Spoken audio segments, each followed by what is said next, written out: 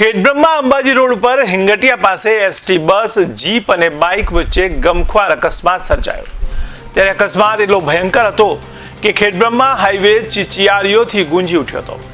ત્યારે 4 પુરુષ અને 1 બાળકી અને એક અજાણ્યા વ્યક્તિ સહિત 6 લોકોના મોત નીપજ્યા છે।